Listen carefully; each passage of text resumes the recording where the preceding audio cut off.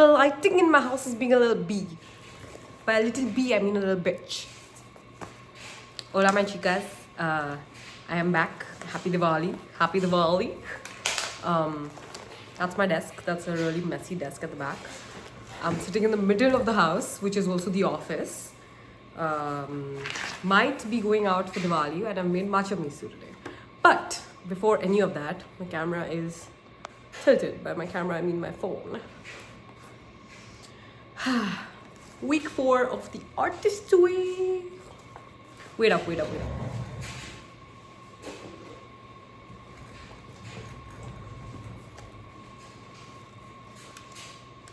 Smile.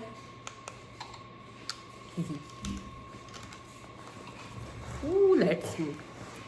I feel really dull on camera today. The lighting's not giving. I don't know if it's my face or it's the lighting. I would like to think it's the lighting. Week 4. Week 4 has been my favorite chapter out of all chapters so far. It's just been week 4. To think there are going to be 8 more weeks is wild and crazy to me. Crazy. Recovering a sense of integrity. I'm going to read out the parts of the chapter that I really resonated with or just felt like, oh fuck. Oh shit. That's something.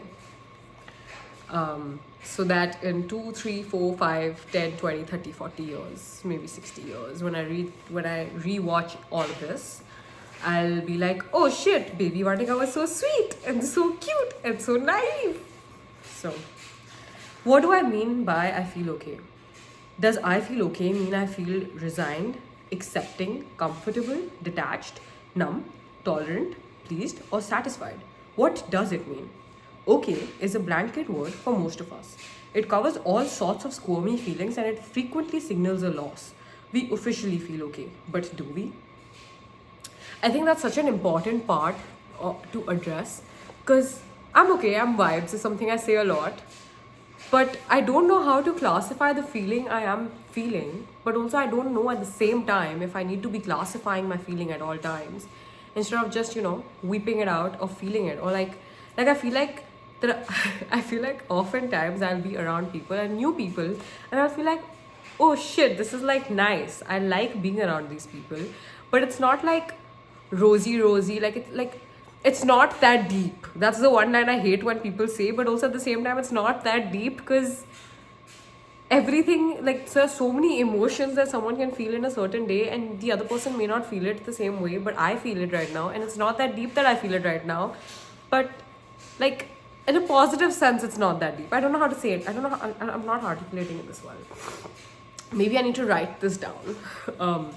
But what I'm trying to say is that when people say it's not that deep to things that are like to shut someone else's emotions down or to say it's not that deep to something that someone else is feeling but they are not, that it's not that deep is not okay, according to me. Could be according to you, but it's not that deep for me to say to myself when I feel a lot of emotions, not to put it down, but to think that, oh, it's not that deep. I love the fact that I feel so much because I'm an emotional person that feels the extremities of every emotion possible in like in a heightened sense. Like I cannot feel like, oh. I will say oh like that, but I will be feeling like I'll be sobbing and I'll be like excited and yada. Like one of this new friend that I made, he said that, oh, if Varnika breaks up with someone, then Varnika is going to be relaxed and chilling. Little does he know, Varnika will be weeping. Varnika will be weeping for days. But it's okay. That was a little vibesy rants. They realign our values if we are left They realign our values. By they I mean the morning pages. They realign our values if we are to the left or the right of our personal truth. The pages will point out the need for a course adjustment. We will become aware of our drift and correct it, if only to hush the pages up. To thine own self be true, the pages say, while busily pointing that self out. If you want to work on your art, work on your life. That's another way of saying that in order to have self-expression, we must first have a self to express. I myself feel this way and that way and this way. No one else need agree with me, but this is what I feel. I feel like I feel a lot, and the morning pages has me writing very similar things of how I'm feeling, where I can classify. I'm talking too much CS. No, I'm not. Where I can classify a broad sense of what I'm feeling. Like I feel 50 emotions in a day, in different ways or different intensities, but I feel like there's always, in a certain phase of life, there's always a certain emotion that sticks with you more, which is what makes you feel like you are on a certain end of the spectrum of fear and hope.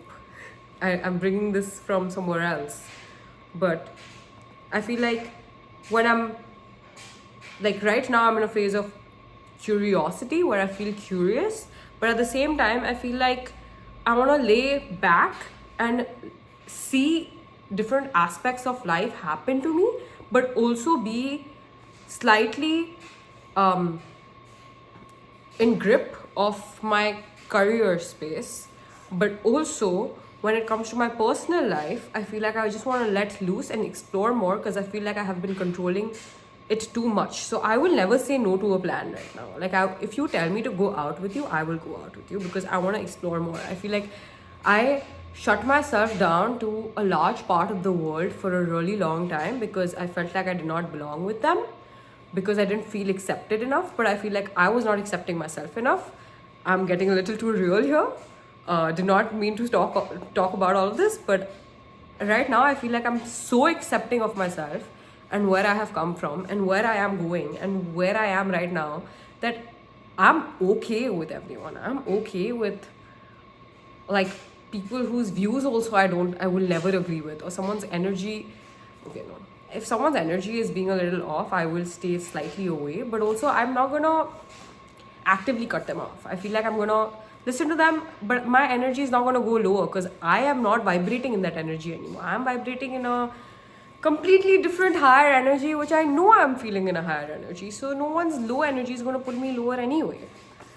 At the same time, I do put myself in a room with higher energetic people, and I've also realized like high energy people in different spaces of life are so different. Like I've mostly been hanging around with grad kids around here in Purdue, and everyone comes from such a different space in life.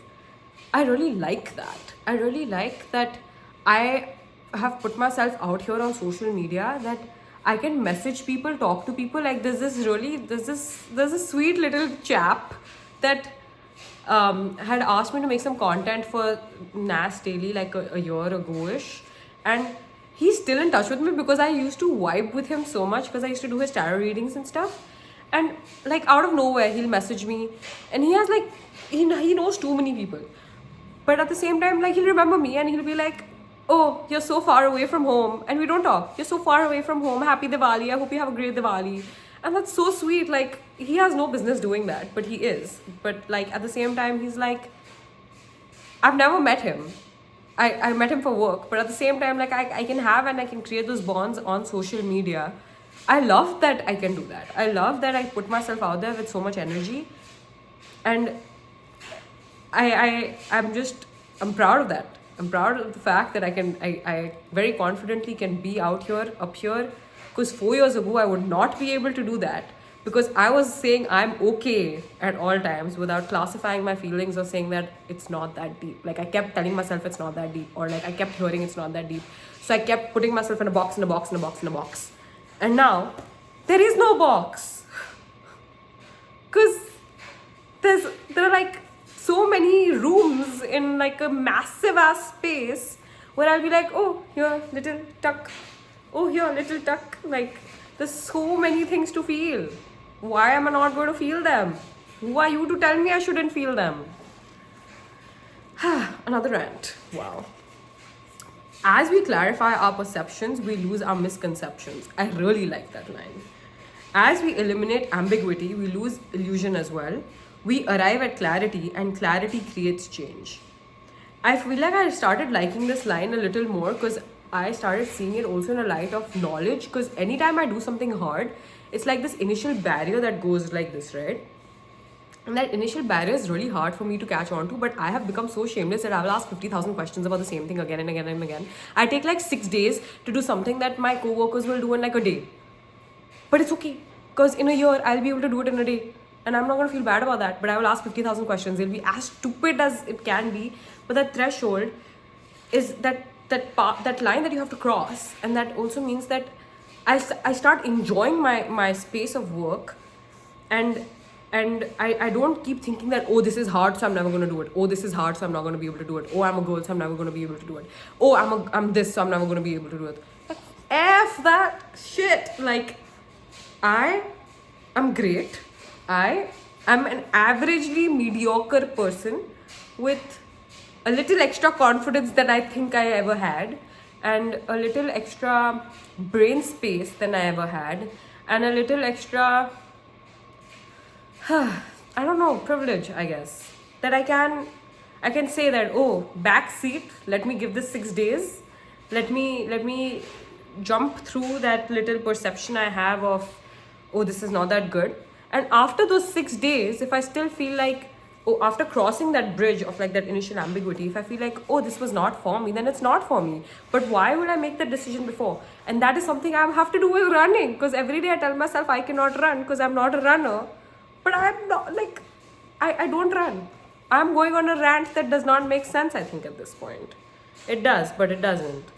But it's fine. In 60 years, when I watch this video again, it will make sense to me. As we notice which friends bore us, which situations leave us stifled, we are often mocked by waves of sorrow. We want to pretend the friendship works.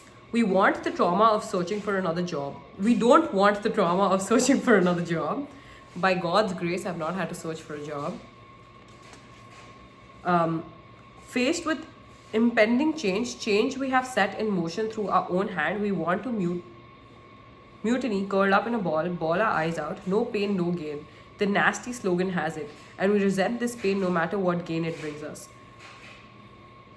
I don't want to raise my consciousness, we will. I want, and thanks to morning pages, we learn what we want and ultimately become willing to make changes needed to get it.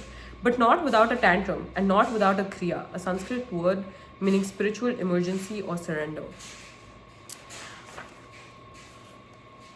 In 12-step groups, kriyas are often called surrenders. People are just told to let go. This is how you're feeling. What do you make of that? And what we make of that is often art. I feel like the more I start writing about the different kinds of things that I'm feeling or the different kinds of spaces I'm in, I just realized I'm not wearing my mic. Mood kharab. My mood is off.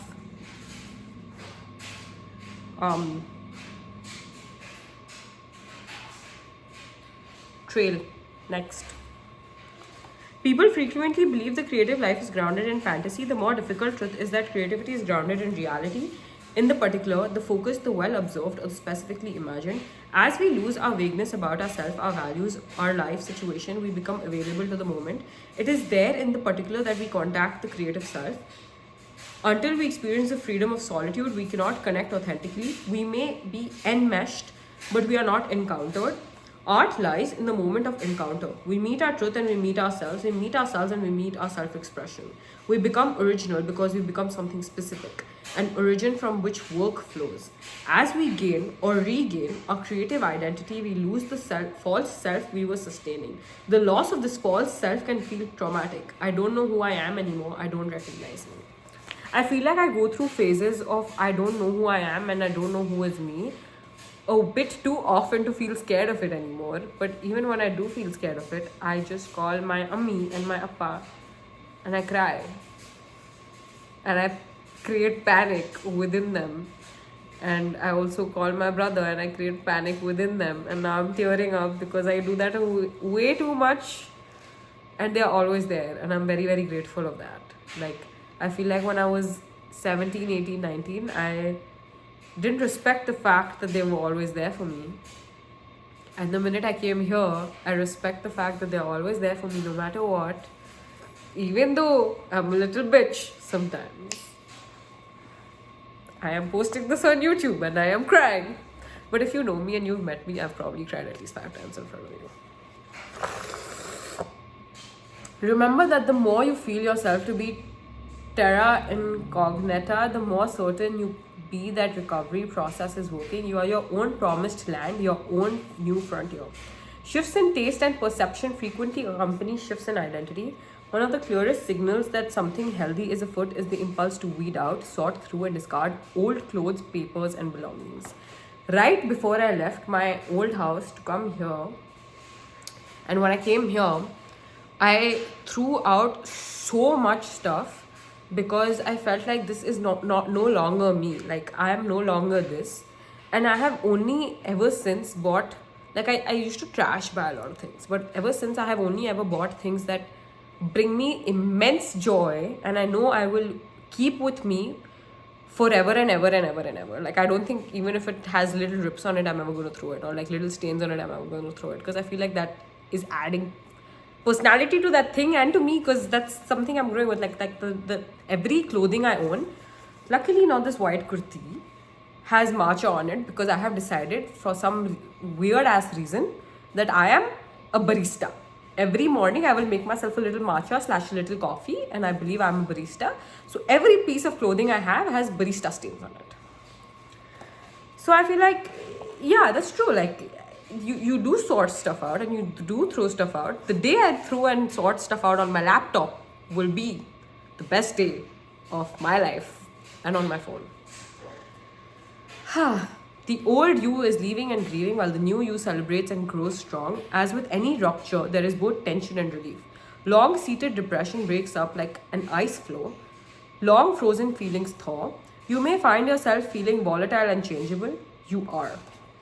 I feel like I used to get I somewhere I will still get sad if someone leaves, or like my friendships break, but I feel like I'm in a place of certainty that I know my path and I know where I am going and I know what is important to me.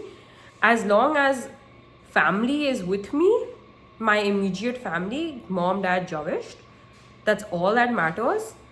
And anything on anyone else, if they astray from or they create like panic or anxiety or make me feel lower than I am and don't give me any respect, like in moments is fine, but in a continuous state of life, if they don't respect me, they don't need to be with me. And I feel like I've become completely okay with that. I feel like I would cry about it a lot before.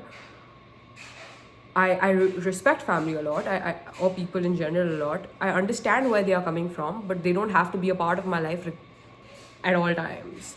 They don't need to be with me because I am lonely. Because when I am lonely, I can be with myself without feeling like I need to be with people that don't bring me immense joy and immense energy and immense, like, a state of I am free or I am happy.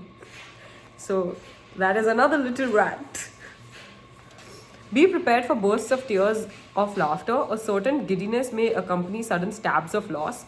Think of yourself as an accident victim walking away from the crash.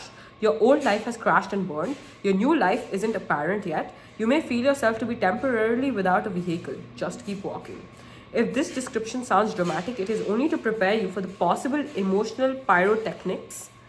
Nothing dramatic is happening to me. I don't think the process is working. I have often been told by someone who, from my perspective, is changing at the speed of light. I feel like that is me. I feel like every single day I feel slightly happier than I was before. And I don't mean happiness in the sense of, oh, I got this, so I'm happy. Oh, I got that, so I'm happy. I just mean I am confident in myself and my skin. I am confident in who I am, in what I say, in what I do. I am okay with the mistakes I make because I am okay to correct my mistakes. Because if I say something wrong right now in this video, it's fine. 5 days later, I'll be like, oh, 5 days. Varnika 5 days ago said something wrong, but Varnika today acknowledges that what she thought was wrong. And she was naive. It's like saying that, oh, like a kid paints a painting like pink and you call it cute, but the same old person like who's 23 is saying the sky is pink, you say the sky is not fucking pink, the sky is blue or white or like no color. Like, you don't go into all those depths, right? You just be like, okay, this is their learning phase and this is their learning period, and you let them be, or you nudge them in the right direction and be like, oh, like this is it. Like, it's not like you shut them off entirely, right? You don't shut the kid off. So I feel like I'm in this space of life where everything's great. It's okay. When we have engaged the creator within to heal us, many changes and shifts in our attitudes begin to occur. There will be a change in energy patterns. I completely feel the change in energy patterns. Like, I will be going to run right now. No, I won't. I will. Someday. Your dreams will become stronger and clearer both by night and by day. You will find yourself remembering your nighttime dreams, and by day, daydreams will catch your attention. Fantasy of benign and unexpected sort will begin to crop up. Conditioned as we are to accept other people's definitions of us, this emerging individuality can seem to us like self-will run riot. It is not. Each of us is a unique, creative individual. You are no longer stuck, but you cannot tell where you are going. You may feel that this can't keep up. You may long for the time when there was no sense of possibility, when you felt more victimized, when you didn't realize how many small things you could do to improve your own life. It is normal to yearn for some rest when you are moving so rapidly. What you will learn to do is to rest in motion, like lying down in a boat. I love this analogy. I love it so much. I cannot begin to tell you. Like, everything and every particle in my being is saying, shit, this is what I mean by I want to rest. Your morning pages are your boat. They will both lead you forward and give you a place to recuperate from the forward motion. This is the hand of God moving through your hand as you write. It is very powerful. Yesterday, I spent 4.5 hours writing in my little cutesy journal and playing around, fooling around in this, while sitting with ChatGPT, which I do very often, for some astrology stuff, because I feel like I've started doing a lot of things with astrology, or at least messing around with it, because I feel like that the correlation, like even if I don't do what's next, I'll see what's in the past, and that correlation makes me feel, oh shit, this is kind of cute and this is kind of cool. So I feel like I have been unpacking a lot about myself and about my feelings and about things that are important to me and things that are not important to me, and what people say to me, and it gives me a clarity of thought of myself. Like, I am completely okay being wrong, and I just realized that today. Like, I'm completely okay with being wrong in a situation, because if I'm wrong today and I realize that I'm wrong today, I will be right tomorrow. It's as simple as that. I trust my perception is another powerful affirmation to use as we undergo shifts in identity. A stronger and clearer me is emerging. Choose affirmations according to your need. I recover and enjoy my identity. I feel like I do enjoy my identity. I do enjoy being who I am, because I know if I have realized that the more I enjoy myself and my reality, the more other people enjoy me and my company and my reality, because I only attract those kind of people. I have been talking to so many people lately because it's been giving me so much energy, because I spend time I spend approximately the same amount of time doing so much things with myself in my time. Like, what I'm trying to say is, I spend a lot of time with people now, but at the same time I spend a lot of time with myself, and spending a lot of time with myself gives me so much energy that I have enough energy to spend with other people. Yeah. Okay. That's all I'm going to tell you from... It's been 24 minutes. 25 almost. So let's go through tasks, I guess. Should I? Vibes. 80-year-old Varnika will enjoy this. So there was an exercise And right before that exercise, I'm going to read out a paragraph to you. I know I'm not supposed to read out my morning pages, but this is not for you as much as it is for me 60 years later. And I know I'll watch this more than I will read this. So I say, first line, I truly am God's favorite child. Every single time I see a date that's 295/2952, I sense, that's my birthday by the way, I sense God telling me, oh, this is your path. You're meant to be here. You're alive, well, and safe. I'm looking after you or giving you everything you need to look after yourself. I think I am truly God's favorite child because no matter what happens, like a little slingshot, He'll pull me little back. And then He'll launch me so far, and then I'll be comfortable. And then He'll launch me little back. And then He'll launch me again, and I'll be so far again. And that's my life. I keep growing and moving forward with a little setback only to push me forward. That is my favorite analogy of life. Okay, tasks. First task is describe your ideal environment. My ideal environment is a 2x2 loft, an artist hosting space, middle of downtown in a city. I want to live in a city. I want it absolutely artsy, maximalist, a lot of color, bright pink, blue, green. I aspire to have a loft. I'm not going to say the next line. Okay, number 2. Time travel. Describe yourself at 80. What did you do after 50 that you enjoyed? Be very specific. Now write a letter from you at 80 to yourself at your current age. At 80, I am this aunt that travels the world, knows a lot of people, hosts workshops for spiritual health and mental health. What did you do after 50 that you enjoyed? I played outdoors, went for the games, had a set routine, cooked, hosted workshops, go on hikes, find more new hobbies to experiment with, take random classes while backpacking. I really want to go backpack. I just want to leave. And I want to go on a backpacking trail in Europe. No, in India. Like, I want to go home. Dear 23-year-old Varnika, you're doing a great job exploring life. There's a lot to learn, but there's also a lot of time. Have fun doing new things. There's no pressure. Life feels like it's rushing, but you're the one that's rushing. Life is still here regardless. Feel it more slower. I would tell myself to learn for the joy of learning. Pursue anything and everything you need to feel energy. Anything that gives you energy is good for you. Don't do anything solely for money. Everything you ever do comes from a place of love, adoration, respect, and putting yourself out there. Never sell yourself short. Life doesn't happen to you. You make life happen for you. Money will find its way to you if you find yourself doing things that make you happy. What then is happiness? Anything that energizes me when I live life, that calls me to it. The more hard things I do, the more hard things I want to do. The initial barrier of entry is hard to get past, but everything else that flows slow after, it will always feel great. I think that's great advice. 3. Time travel. Remember yourself at 8. What did you like to do? I don't remember myself at 8. My memory is trash. I'm too social media addict.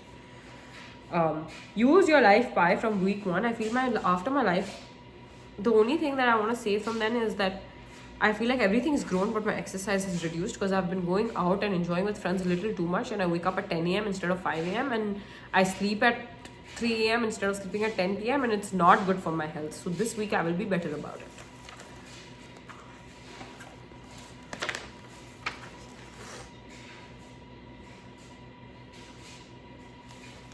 Everything else I don't think I want to share because I didn't write too much about it because I didn't feel the urge to it didn't give me energy. I just didn't do it. I saw it. It didn't energize me. That's week 4. I felt free. I feel free. I feel like I should do more work. I feel like I have had very slow mornings lately and I have been enjoying that space of life. I feel like I've been having great fun at night with a lot of people around me. I feel like I have been actively trying to spend a lot of time with myself. My artist's week this week was farmer's market and then spending time with myself journaling. I cannot begin to express to you how much I enjoy the process of writing in this cute little journal and then doing a little stroke with the back. And I cannot begin to tell you how happy it's going to make me, because I'm already halfway through my first journal of the writing morning pages, and I cannot begin to tell you how emotional I feel right now, sharing with the world what I feel, because I don't usually do that. Because I know I get shut down a lot. But I'm okay with it now. And here's a little tear rolling down my eye and my cheek. It's okay. I love life. I have been, ever since I've started doing this book, I notice myself walking down the streets and very often saying, I'm really, really, really grateful for this life, and I'm really, really, really grateful for the opportunities life's given me, and I'm really, really, really grateful for my parents who keep pushing me when I feel extremely low, and my brother who keeps reminding me that I am doing great and I am not lesser than anyone else around me. Because sometimes when I'm around certain people that are better at a certain task than I am, I'm not saying they're better than me, but I'm saying at certain tasks that they do, they're better than me, and I feel insecure, he'll remind me, you're just as good, you're better at this, you're better at that, you're good at this. And that helps me keep going. And I'm really grateful that I have a sibling that cherishes my existence, because I feel the same. I will often walk down the streets and say, I am God's favorite child. And I will often walk down the streets and say, I am extremely grateful for this, I'm extremely grateful for this, I'm extremely grateful for that. And I think I say this at least 20 times a day. I don't think I'm ever going to stop saying that. I am God's favorite child. Okay, bye. See you. I'm like really emotional. I don't know what I'm going to say next. Bye. See you next time.